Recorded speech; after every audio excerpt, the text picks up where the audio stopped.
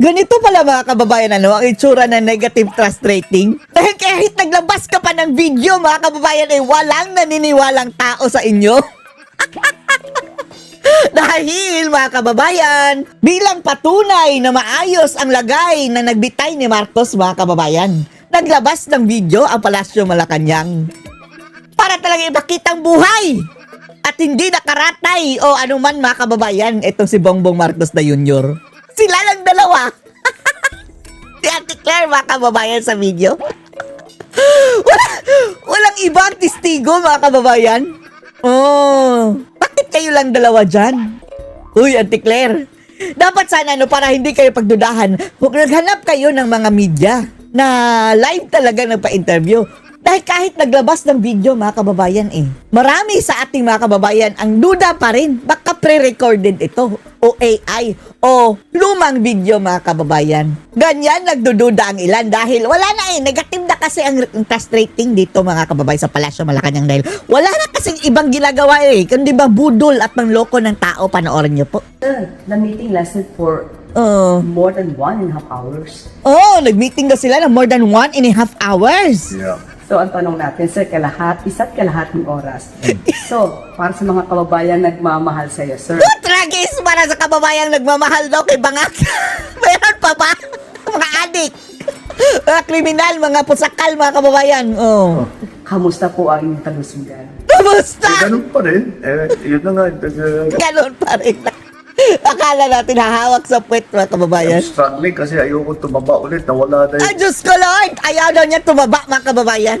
Nawala na yung taba ko. Tapos may baka mabalik. Baka bumalik ang taba.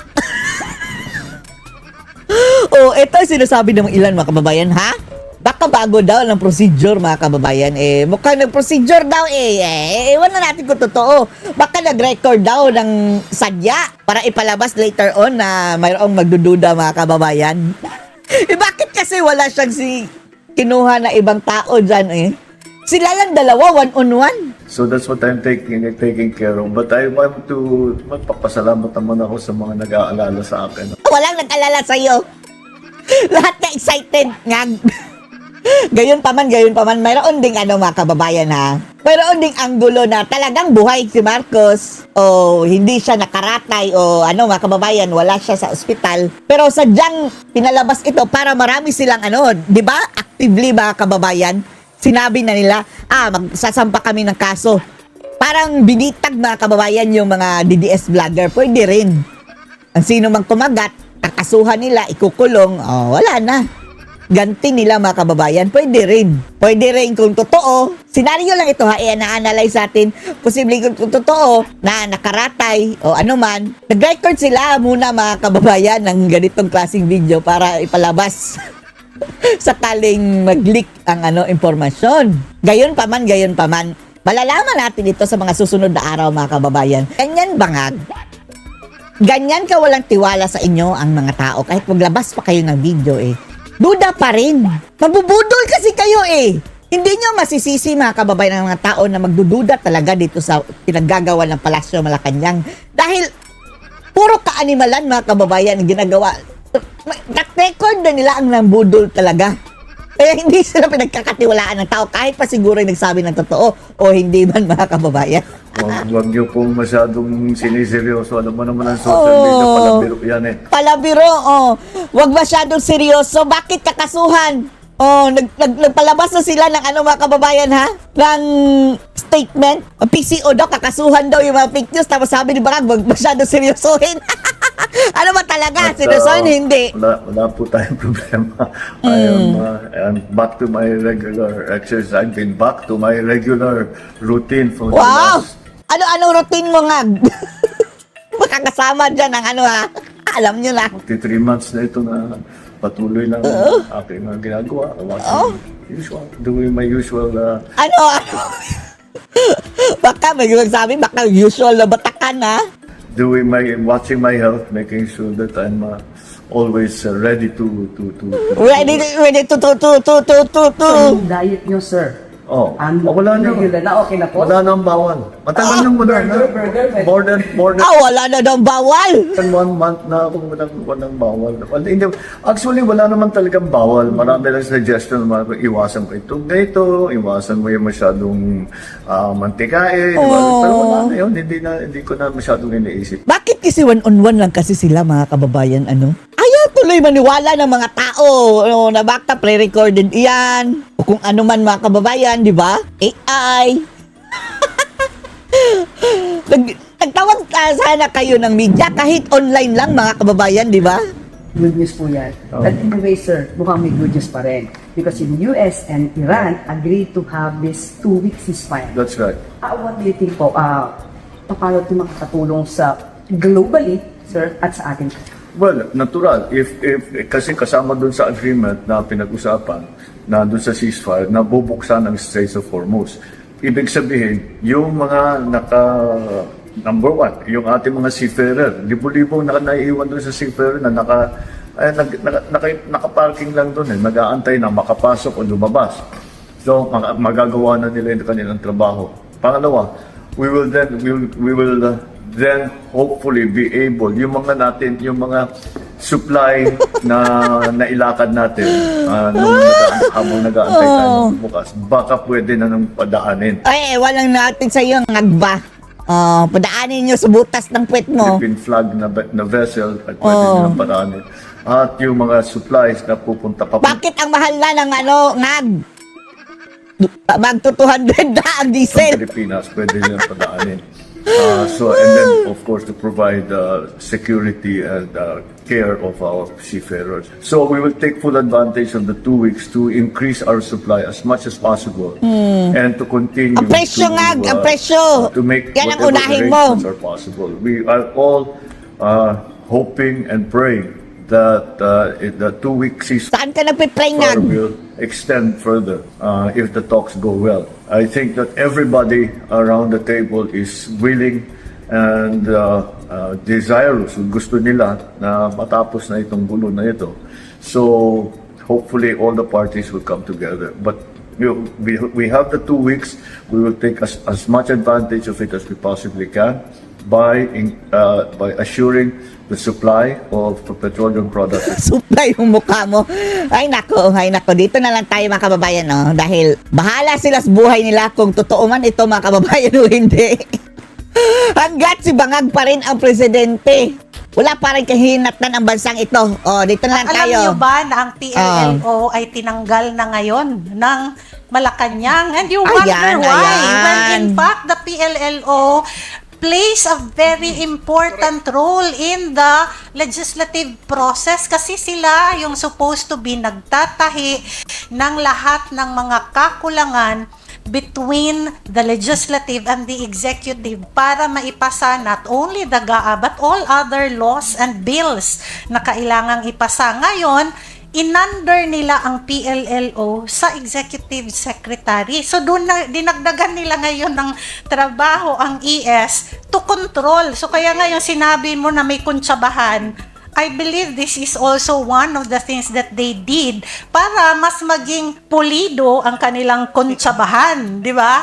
So from the NEP, ito ngayon ay sinasubmit preferably during the SONA. Si Tatay Digong ginawa niya yan dati.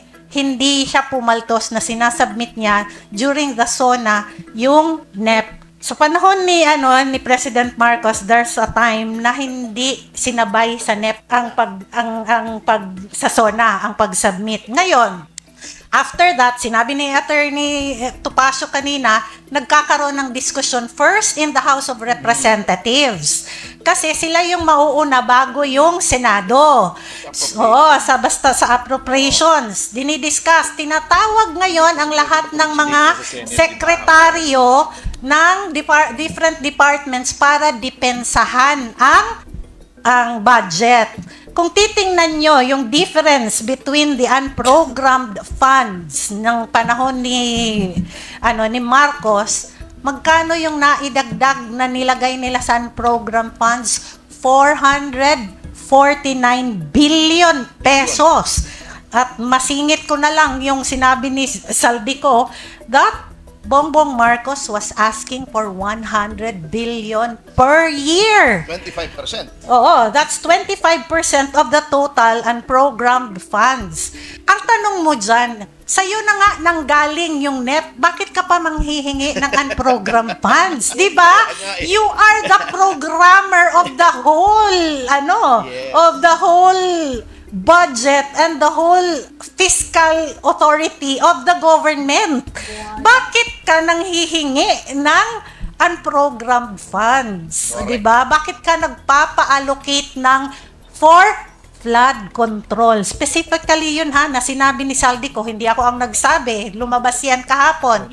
Humihingi siya ng 100 billion a year specifically for flood control. If you are in your right mind as a president, dapat nilagay mo na yan sa NEP. 'Di ba? Meron ka palang programa for flood control, bakit mo isasubmit after the submission of the NEP? It's so preposterous for a president. Kaya sinasabi namin, you do not know what is your task as a president of the Republic of the Philippines because the power of the purse belongs to you. Why? You are the first proponent of the whole budget and you are the approving officer of the whole budget. So bakit ka in between your proposal and your approval of the final budget mag-i-insert? Because dito sa insertion nangyayari ang padrino system. 'Di ba? Naglalakad ngayon yung mga nagpapadrino, speaker, pwede bang dagdagan nyo kami? Kasi ganito, ganyan. Oo. And yung kuntsabahan, alam nyo, this is the first time, sabi ko sa inyo, 20 years na ako sa gobyerno, started with the Senate. Never have I seen such pamamalakad of the GAA preparation, the GAA In fact, meron pang naninote, and I am very happy Supreme Court did this, kahapon. Sinabpina nila ngayon yung SARO. SARO is the Special Allotment Release Order. Kasi ito yung final, kanino ba napunta talaga yung pera?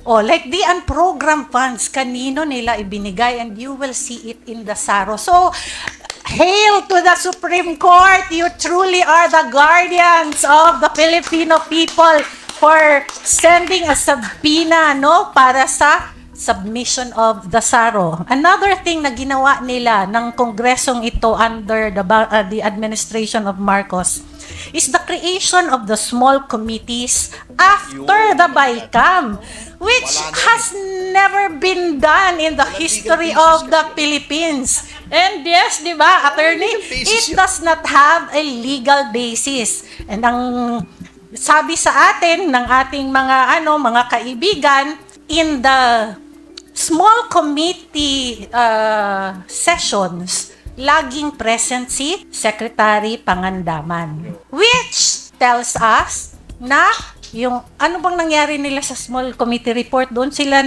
di ba? Kasi naalala nyo na may mga blank pages. There were blank pages doon sa BICAM report at doon nila tinira sa small committee report kung paano nila nadagdagan itong mga budget na hindi nararapat. So, ang tanong natin sa taong bayan, papayag ba tayo na ganito na binubudol ang ating mga taxes?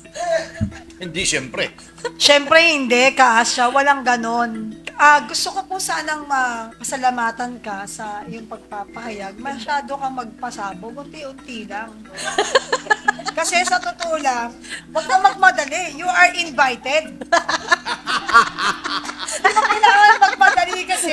Sandali lang. Eto, Kaastra, kung may constitutional defect ang GAA, sino ang unang maapektuhan? Ang gobyerno ba o ang taong bayan? Ang taong bayan, syempre. Sige, i-discuss mo Oo. yan. Bakit Papalitin kita. kapag ito na nga, 'di ba, the Maleta legacy. If there is one legacy that this administration is leaving to the Filipino people, it's the Maleta legacy. Bakit nga ba napakahalaga na dapat hinihir ng Blue Ribbon Committee ang Maleta?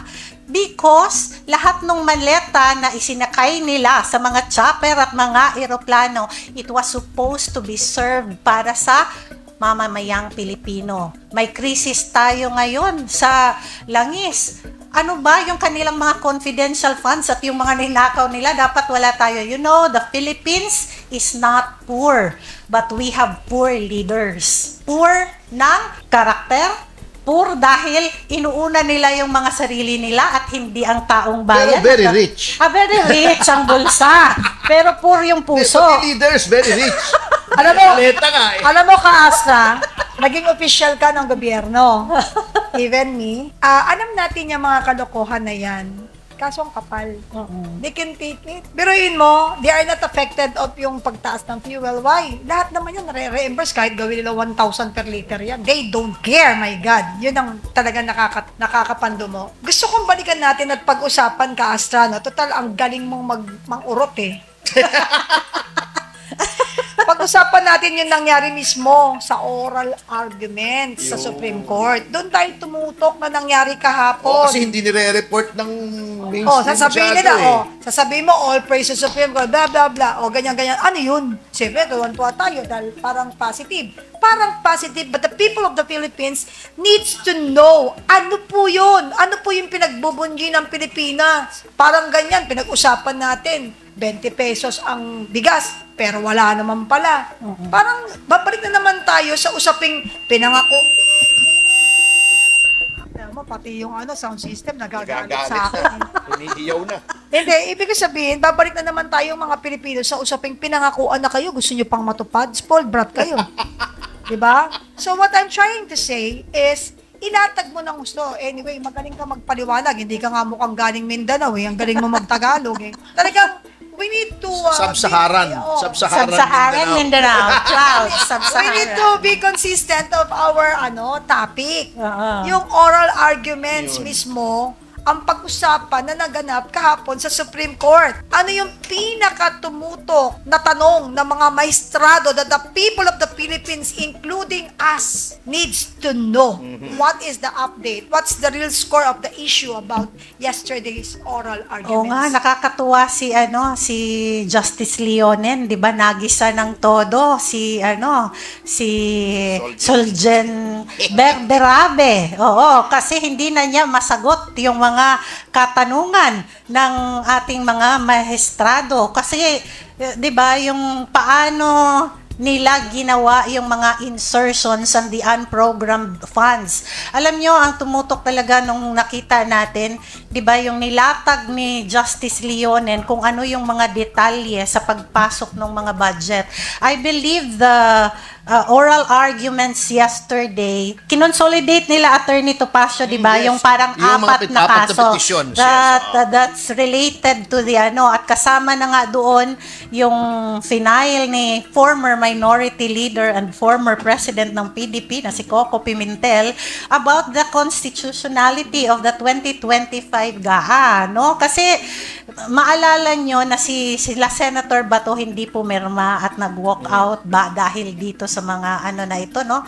Dahil sa GAA na ito. And kahapon ginisa ng ng mga maestrado ang Solgen kasi sila yung defender of the Office of the President and all executive offices of the government para doon sa GAA. And alam nyo, doon talaga ako nakita na napaka-wise ng ating mga maestrado. Bakit nila kailangang malaman yung SARO? Ako doon ako kasi yung SARO, yun talaga yung tunay na saan napunta ang pera, di ba? So, tayo dapat conscious tayo doon kasi maaaring ito yung nakalagay sa budget pero ang nilabas sa SARO iba. Oo, kaya nga si Justice Leonen specifically asked for the submission at isabina ng Supreme Court yung SARO ng administrasyon Para na sa ito. kalaman ng lahat, what is SARO? statement allotment release order. Oo. Natatandaan mo, Kasha, nung tayo'y Special allotment release nung nilalaban order. natin yung ating mga budget para tumaas at makagawa pa tayo ng mas maraming proyekto para sa bayan under yung ating liderato ng ating dating stasyon, natatandaan mo, wala lahat siyang usapin yan hanggat walang saro. Yung sinasabi nilang gagawin, wala pa rin yan. Ang isang tanong kagad, may saro na ba? Kaya kailangan talaga, himasin mo pa yan para ma-aproba at lumabas ang saro. Eh dito, walang saro, walang papeles, approve. Meron pang insertion. Ayos. Correct, oo. Kaya nga, alam nyo, why am I very appreciative sa leadership ni Tatay Digong? Kasi, di ba, voluminous ang GAA. Nagmamadali ang Kongreso usually na, uy, pirmahan mo na yan. Si PRRD, hindi mo siya hindi mo si Tatay Digong, hindi mo siya maburusko na, uy, pirmahan mo na ngayon kasi magdi-December 31 na. Ganon. Because he is very careful sa pagbasa, kaya nga nagvivito siya ng lahat ng mga hindi dapat i-approve na mga budget. And look, sobrang ganda ng pagpapalakad ni Tatay Digong sa kanyang panahon at hindi tayo nagkaroon ng, hindi natin sinasabing perfect ang kanyang leadership or perfect ang kanyang ang kanyang administrasyon, but he did 90% of the job, na talagang kumbaga kung meron mang mga pagkukulang na hindi niya na achieve, yun nga yung hope niya that this administration ay continuity, kaya nga sinuportaan natin ito because of the continuity na promise para sa atin. Kaso, ang nangyari, hindi naging continuity, kundi naging maleta legacy. Yeah, tama ka doon. Nasyak ako doon. Pero sa totoo lang, nung panahon po ng dating administrasyon, kapag alam niyang hindi nagde-deliver ng tama at hindi ginagawa, yun kung ano nakasaad sa mandate ng bawat department, di ba? Yeah. Tsugi ka. Tsugi ka. Wala kang walang padrino-padrino dyan kasi siya is very parang hands-on. At kita mo sa akin sa maliit na Ahensya. opisina, ahensya kung saan ako nagtrabaho noong una sa National Parks. Kapag meron ka nakitang mali, makikita mo yung difference ng being right and being righteous. Siyempre, sasabihin mo, wag mo approve yan. Wag niyo yan. O wag niyo isama sa bidding yan. Wag niyo isali yan. Why? Saka nakakita ang bombilya, itagwa 16,500 ang isa. Pero yung iba yun, hindi na binubukalkal. To justify everything and the president will approve it because that is very, very bad. That's corruption. Yun lang, sabi ko, kasi po, ito po kasi parang abuso, ganyan-ganyan. Very good, wag isa. Di tsaka ang tindi noon tayo, nung nagdidepensa tayo ng budget, grabe yung natin, grabe yung aral natin. Hindi pwedeng pumunta ka sa Kongreso at Senado na hindi ka nag-aral doon sa budget, pero parang ngayon iba yung nangyari kasi dinadaan na lang sa tawag, di ba? Nagvi-video call. Yung hiningi yung inaprubahan na namin mga ganyan na napakawais ni Saldico because he recorded everything. And hindi Siyempre, ito alam niya- nangyayari before. Talagang wise siya dahil alam niya na hindi naman lahat ng lihim, hindi malalaman. Mananatiling malihim. Kaya kung sakaling sumabog, meron siyang hawak dahil alam niya, pag hindi niya ito hinawakan, siya yung unang sasabog. Diba? Anyway, maisingit ko lang, insertion na rin naman ito.